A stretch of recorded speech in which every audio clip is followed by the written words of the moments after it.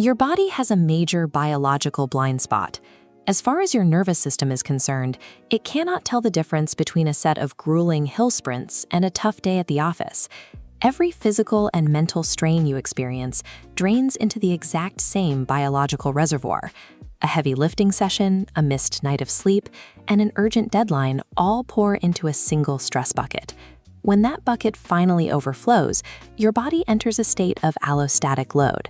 The system starts to fail, hormones misfire, and you hit a wall of systemic burnout that can take weeks to resolve.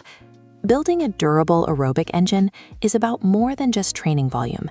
It requires a fierce commitment to managing the remaining capacity of this one stress bucket. The most common mistake in managing that capacity is relying entirely on how you feel. Your biology is excellent at masking true fatigue. A strong cup of coffee and a morning surge of adrenaline will easily convince you that you are ready for a heavy session, even when your stress bucket is already full. This creates a dangerous internal conflict.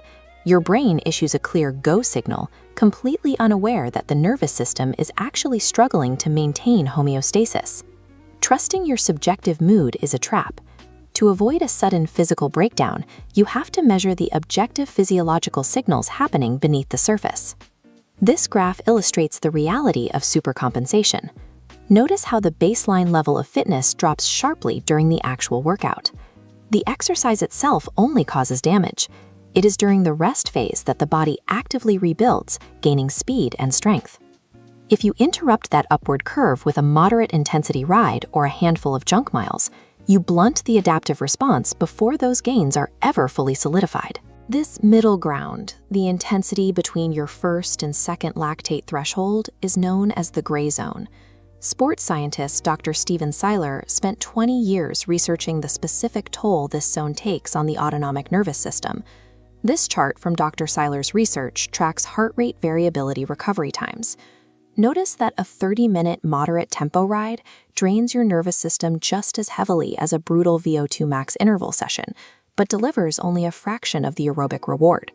This research proves that mastering endurance requires avoiding this middle tax.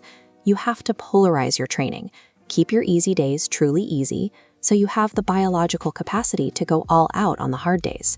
Relying on generic recovery metrics is especially problematic for female athletes because those standard models ignore entirely different biological baselines.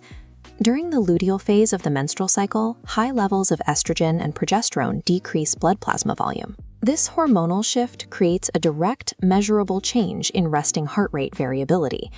The recovery process itself looks different too. Female athletes generally possess higher vagal tone. They clear lactate and recover metabolically faster from high-intensity intervals than men, even though their heart rate takes longer to return to a resting pace.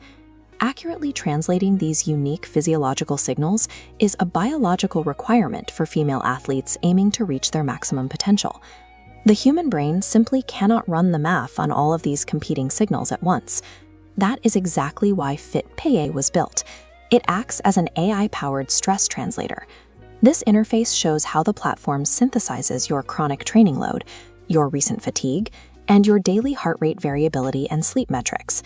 It filters those data streams down into one objective readiness score. FitPA detects the false ready state immediately. It sees past the morning caffeine and identifies suppressed heart rate variability, forcing a protective pivot before an injury occurs. The system also maintains a persistent athlete memory.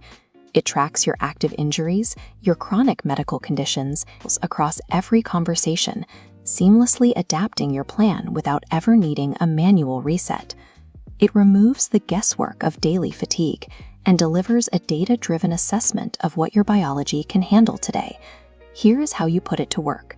Negotiate with your plan. Treat FitPA like a human coach. When your readiness score flags a caution, use the conversational interface to swap a demanding interval session for a low-intensity ride. Log to learn. Every time you finish a session, this allows the AI to map your unique, individualized recovery patterns over time. Remember that input is intelligence. If you feel a sharp pain in your knee or experience a sudden spike in work stress, Tell the coach immediately.